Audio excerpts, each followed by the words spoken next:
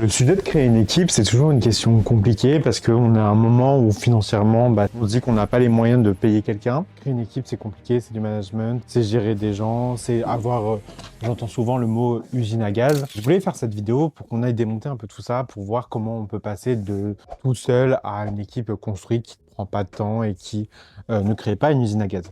On a la chance aujourd'hui d'avoir ce qu'on appelle la partie freelance, donc tu es tout seul, mais vous pouvez aussi recruter d'autres freelances. L'avantage, c'est que créer une équipe coûte absolument zéro. Je vais vous expliquer pourquoi. C'est parce que la majorité des gens pensent en créant une équipe qu'il faut recruter des gens et comme dans un cadre CDI, du coup avoir un contrat avec des engagements, un salaire tous les mois et donc si tu rentres pas d'argent, tu peux pas payer tes gars et du coup tu veux pas faire ça. Genre moi non plus. Ce que je veux vous expliquer là, c'est que vous pouvez recruter des gens qui sont payés uniquement soit à la commission ou uniquement au projet. Et donc, créer une équipe qui, si vous ne faites pas rentrer d'argent, vous coûte absolument zéro. Et si vous faites rentrer de l'argent, du coup, la rémunération augmente en fonction de ça. Ce qui fait que créer une équipe aujourd'hui, actuellement, dans un marché où il y a énormément de freelance, où il y a énormément de demandes, où les modèles sont beaucoup plus ajustables qu'avant, c'était simplement le CDI, c'est devenu super facile. Et dès demain, vous pouvez recruter des personnes et créer une équipe, et que ce soit très simple. Comment faire? Vous devez penser votre entreprise en coût variable et jamais en coût fixe. C'est quoi la différence entre coût variable et coût fixe pour pas faire un truc de finance compliqué? C'est que si je fais 10 000 euros de chiffre d'affaires le mois prochain, j'aurai 5 000 euros de charge. Si je fais 100 000 euros de chiffre d'affaires le mois prochain, j'aurai 50 000 euros de charge. Je garde toujours la marge de mes 50%. Et j'ai construit toute mon équipe, on est une quinzaine de personnes actuellement, comme ça. C'est-à-dire que la majorité des gens dans l'équipe sont en coût variable. C'est-à-dire que si mon entreprise chute pour X ou Y raison, mes coûts vont chuter aussi et donc je garderai toujours ma marge. Ce qui fait que je ne me mets jamais en risque et j'ai que des gens qui sont payés à la commission ou payés au projet. Dans ce cas-là, vous pouvez recruter autant de personnes que vous voulez, vous pouvez créer autant d'équipes que vous voulez, autant de groupes que vous voulez parce que rien ne vous coûte tant que vous ne faites pas rentrer d'argent et tant que vous n'avez pas de projet. Alors bien évidemment, quand vous faites rentrer l'argent, pas le faire sortir pour autre chose que pour payer les gars et garder bien du coup tout ça. Mais pour la partie financière, vous pouvez créer dès demain une équipe, vous avez l'argent pour. Pourquoi? Parce que c'est que même si vous avez 0 € sur votre compte en banque, l'argent que vous allez prendre pour les payer viendra des clients qui sont venus pour ces gens-là. Donc créer une équipe n'a pas de besoin financier. Ça, c'est le premier point que je voulais traiter, c'est que vous ne pensez pas de la bonne manière. Le deuxième point que je voulais traiter, c'est que recruter les bonnes personnes n'est pas si compliqué. Pour la simple et bonne raison que c'est que tu ne peux pas savoir si c'est la bonne personne. Et tout le monde se dit, est-ce que je recrute elle ou quoi? Tu ne peux pas savoir. Tout le monde peut mentir dans un entretien. Tout le monde peut fake des exercices ou des choses comme ça. C'est quasi impossible. Alors bien évidemment, il y a des fils que vous pouvez mettre dans votre recrutement. Nous, on recrute entre au moins 3 à 4 nouvelles personnes par mois. Donc le recrutement est quelque chose de constant dans l'entreprise. On en fait toutes les semaines, il y a des nouveaux entretiens. Toutes les semaines, il y a de nouvelles personnes qui postulent. Toutes les semaines, il y a des nouvelles personnes qui rentrent. Pourquoi? C'est parce que je pense à mon entreprise comme une équipe et pas comme une famille. C'est quoi la différence? Une équipe est là pour performer, les meilleurs joueurs jouent, les moins bons vont sur le banc. Une famille, tu ne peux pas enlever. Ton père restera ton père, ta mère restera ta mère. Quoi que tu veuilles, c'est comme ça, c'est les standards. Les Américains disent recruter lentement et virer vite.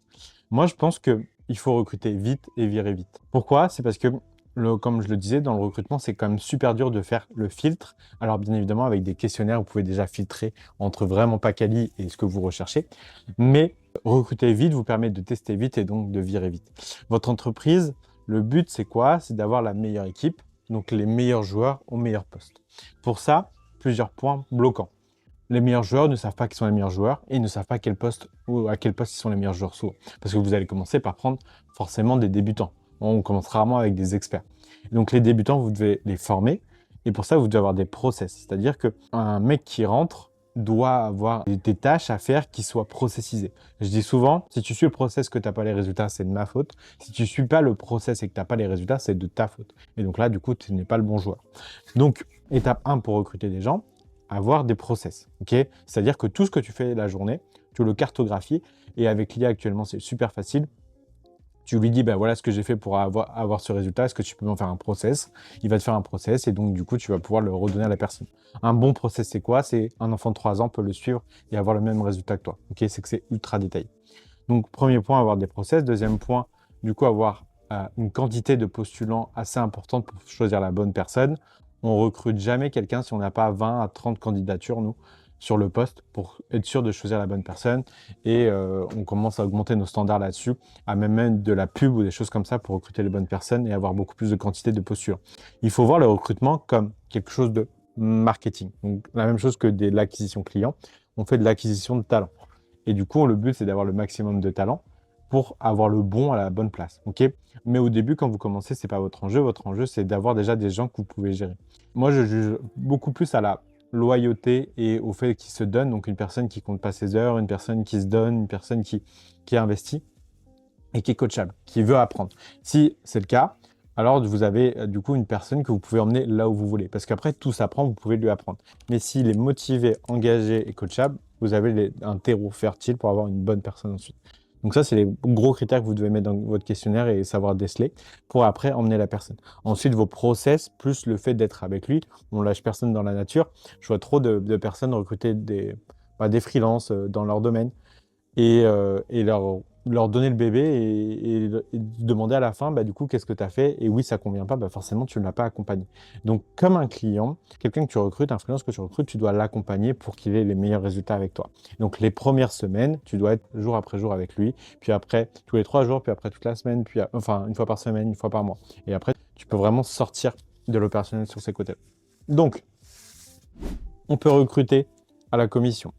Recruter vite, virer vite, filtrer avec des questionnaires, avoir assez de personnes et du coup maintenir un flot de talents toujours constant, ok, pour avoir toujours pour avoir les meilleurs gars au meilleur poste. Faire des process qu'un enfant de 3 ans peut suivre, ne jamais le lâcher tout seul et prendre surtout des gens qui sont coachables, qui comptent pas ses heures et du coup qui veulent apprendre, leur implémenter le talent et ne jamais les lâcher et les suivre au jour, puis à la semaine, puis au mois. Ce qui fait que vous allez créer petit à petit une équipe. Il n'y a pas besoin d'avoir 5, 10, 15, 20 personnes d'un coup. Vous pouvez juste déjà commencer par, je sais pas moi, une personne qui fait vos projets, une personne qui est au closing, une personne qui est au setting. Vous pouvez commencer comme ça, de façon très très simple. Vous attendez pas à faire x2 dès votre premier recrutement. La majorité de vos premiers recrutements seront foireux et c'est pour ça que c'est bien. Parce que vous devez commencer tout de suite, c'est un peu comme vos premiers contenus ou tout ça. Donc, commencez vite pour apprendre vite. Et vous verrez que gérer une équipe, c'est pas compliqué, surtout quand vous avez les bonnes personnes à côté de vous. Elles se, entre guillemets, au niveau du mindset, elles se gèrent toutes seules, elles sont engagées dans votre projet. Et vous verrez que l'aventure à plusieurs est bien plus cool que l'aventure tout seul. Vous pouvez aller beaucoup plus loin, beaucoup plus rapidement, sans que ça vous coûte d'argent, sans que ça soit compliqué. Ok, ça peut être très très simple. Et le fait de faire une aventure à plusieurs, ça vous permet de vraiment aller beaucoup plus loin, plus rapidement. Donc, recrutez, vous posez pas de questions. Il y a vraiment zéro peur à avoir et c'est pas un nouveau monde, un nouveau paradigme. Non, vous n'avez pas plus de responsabilités ou de choses comme ça. Vous recrutez des freelances, donc ils sont responsables de leur business. Vraiment, ces questions-là de peur ou quoi ne sont vraiment pas légitimes. Elles viennent de croyances du salariat, mais elles viennent pas de la vraie vie où vous recrutez des freelances que bah, si, je sais pas, moi, votre entreprise a cool ou vous devez les virer demain, bah, vous les virez demain. C'est des freelances, ils ont d'autres tafs à côté, ils ont d'autres missions, donc c'est pas un problème. Ok, on a fait le tour. Voici les gros principes et bah, du coup, vous n'avez plus qu'à recruter.